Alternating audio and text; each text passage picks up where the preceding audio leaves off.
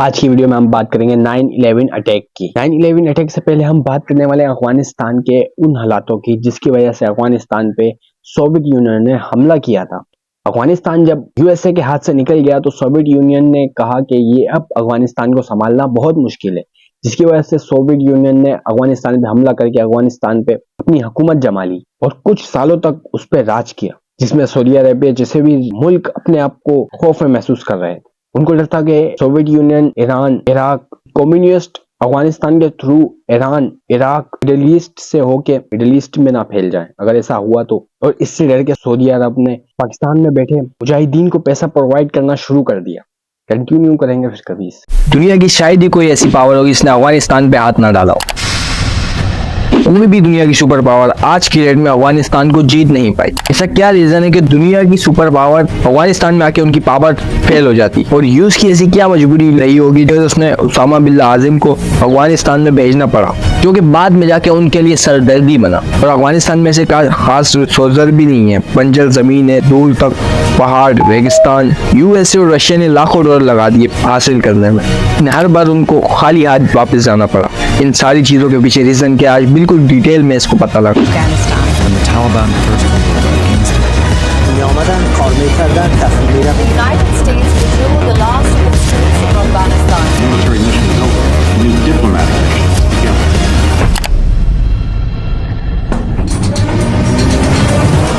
सारी चीज़ों की शुरुआत होती है 1839 में। अफगानिस्तान की लोकेशन साउथ एशिया में बहुत ही इंपॉर्टेंट जगह है। ब्रिटिश एम्पायर और रशियन एम्पायर ने किंग जहीर शाह के एक कज़न थे जिनको अपने कज़न पे बहुत भरोसा था, और इन्होंने उनको प्राइम मिनिस्टर बना दिया अफगानिस्तान। लेकिन सारी पावर और सब कुछ होता इन्हीं के कहने पे।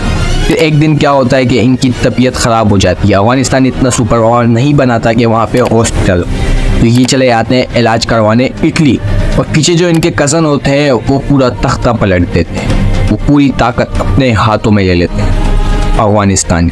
ये जो तख्ता पलट हुआ इसमें आर्मी और आवाम दोनों ने सपोर्ट किया। जाहिर शाह को इटली में ये चीज़ पता चलती है कि अफगानिस्तान में तख्ता पलट चुका है और अगर वो वापसी गए तो उनको मार दिया जाएगा, इसलिए वो इटली में एग्जाइन ले लेते हैं और वहीं पे रहते हैं। दाऊद खान खुद को अफगानिस्तान का प्राइम मिनिस्टर बना देते, लेकिन वो यहाँ पे भी एक बहुत बड़ी गलती कर देते। वो गलती क्या होती है कि उनकी पार्टी के अलावा कोई और पार्टी इलेक्शन नहीं लड़ सकती।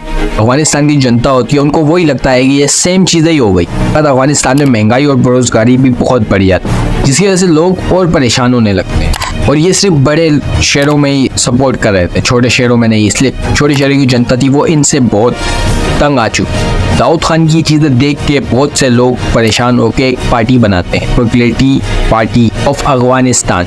और अफगानिस्तान के जब हालात ख़राब होने लगे, महंगाई बढ़ने लगी, तो ये पार्टी जो है ये बहुत अरूज पे आ गई। दाऊद खान ने पीडीपी को दबाने की कोशिश की, मतलब पार्टी को दबाने की कोशिश। पीडीपी के बड़े लीडर मीर अकबर खान को भी मरवा दिया इन्होंने। ये जो पार्टी थी इनके लोगों को भी जेल में डालने लग गए, जैसा कि अभी हमें देखने को मिल रहा है। दाऊद खान के कंट्रोल से सारी चीज़ें बाहर जाने लगी।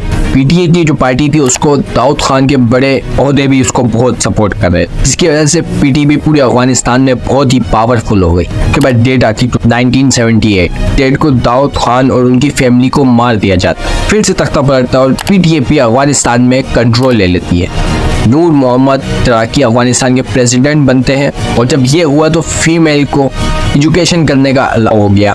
फीमेल रोड पे भी घूम सकती थी, उससे पहले ये सब कुछ नहीं हो सकता। एजुकेशन कर सकती थी, गाड़ी चला सकती थी। फुटेज आपने देखी है, सारी उस टाइम की ओरिजिनल फोटो।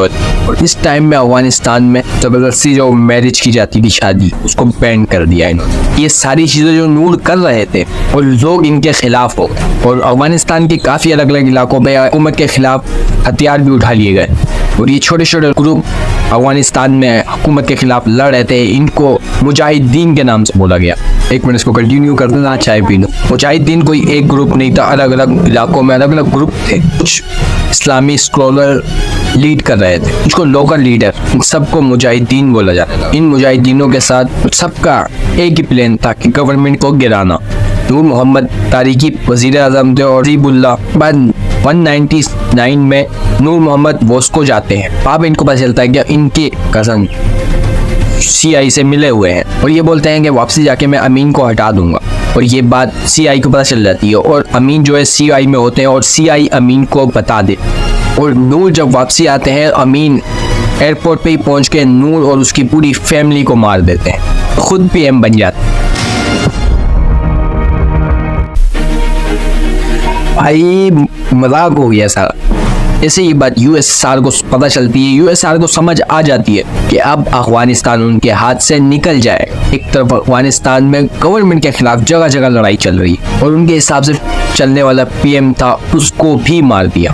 सिर्फ मर्डर नहीं था, एसएसआर को डायरेक्ट चुना दी।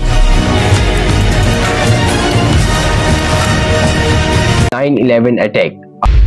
आज हम वीडियो में बात करने वाले हैं 9/11 अटैक की। 7 सितंबर 2011 को दुनिया के ताकतवर शख्स यूएस प्रेसिडेंट के लिए वो दिन एक आम दिन की तरह ही था। वाशिंगटन डीसी से करीब 1000 मील दूर फ्लोरिडा के एक स्कूल में यूएसए के प्रेसिडेंट का एक क्लास चल रही थी। स्टूडेंट के दौरान एक खुशनुमा बात शुरू ही होने वाली थी कि व्हाइट हाउस के चीफ और स्टाफ आते हैं और बुश के कान में कुछ बोलने लगे। प्रेसिडेंट बुश के चेहरे का रंग कुछ थोड़ा उड़ जाता है और जल्दी वो खुद को नॉर्मल कर लेते हैं और सब कुछ पहले ही की रफ्तार से चलने लग जाता है। क्लास में स्टूडेंट के साथ बातचीत चल पड़ती है। कुछ ही देर के बाद कुछ चेहरे पे बेचैनी छुपाए एंड्रॉइड कार्ड दोबारा वो बुश के कान में कुछ लफ्ज बोलते हैं। प्रेसिडेंट बुश कार्ड की बात सुन के चौंक जाते हैं और खौफ में आ जाते हैं, लेकिन फिर भी वो अपने आप को कंट्रोल कर लेते हैं। आप सोच रहे होंगे कि एंड्रू कार्ड ने उनके कान में क्या कहा।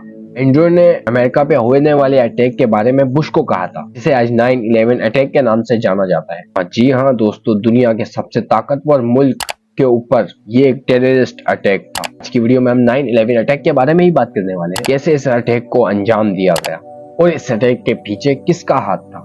कि अमेरिका के अलावा भी पूरी दुनिया में इसका क्या हैपेंड। 9/11 सितंबर की सुबह के वक्त था।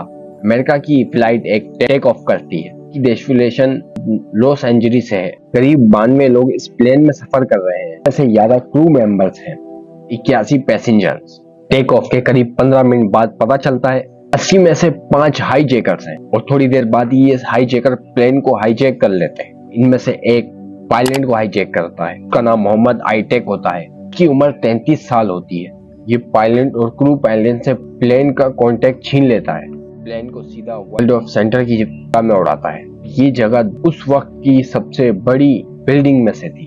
उस समय में यूएसए की सबसे बड़ी बिल्डिंग लाई जाती थी। हाईजैकर्स नॉर्थ टावर के करीब लेके जाके उसको तबाह कर देते हैं। एकदम अमेरिका में हलचल मच जाती है। व्हाइट हाउस के एंड्रू बुश प्रेसिडेंट को बताते हैं तो उस वक्त एक स्कूल के दौरे में थे, एक आम दिन की तरह। यूएसए के प्रेसिडेंट को उनकी बात पे यकीन नहीं होता।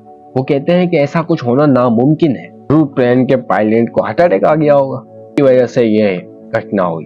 और इसके 17 मिनट के बाद पता चलता है कि यूनाइटेड दूसरी प्लेन को भी 5 हाईजैकर कंट्रोल कर लेते हैं। एक बार फिर हाईजैकर फ्लाइट को ओवर पावर करते हैं, प्लेन को अपने कंट्रोल में ले लेते हैं। एक बार फिर वही सब दोहराया जाता है। इस बार हाईजैकर व्हाइट सावर टावर के पास जाके उसको उड़ा देते हैं और लोग अभी पहले क्रैश को नहीं समझ पा रहे थे कि वो दूसरा क्रैश भी हो चुका था।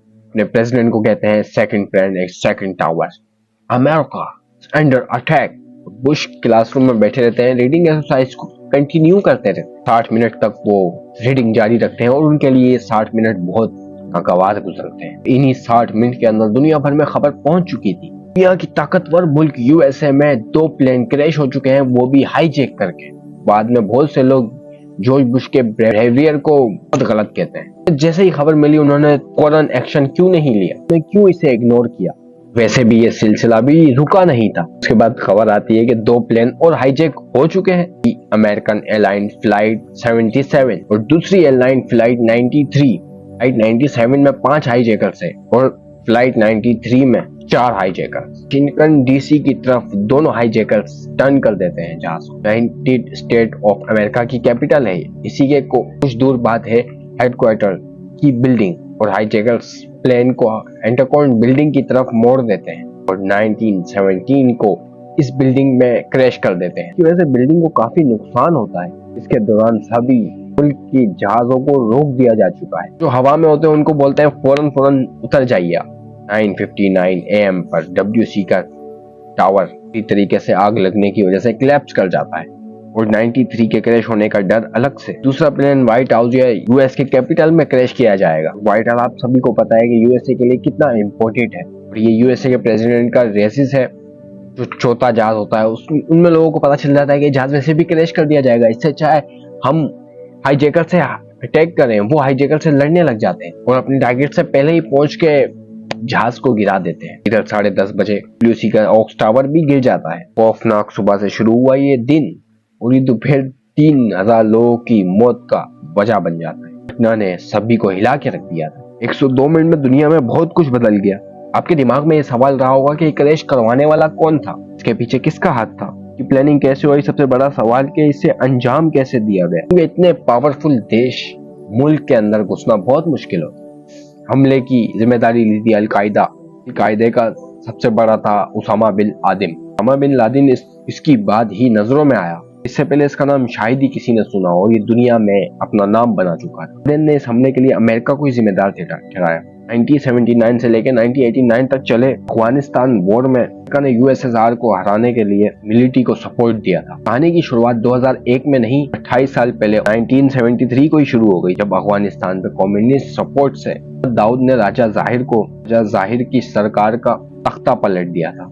वहां पे अपनी हुकूमत बना ली। इस तरह अफगानिस्तान में भी कम्युनिस्ट पावर में आ चुके थे। वहां के रीजनल को पावर में आते ही क्रैक डाउन कर दिया।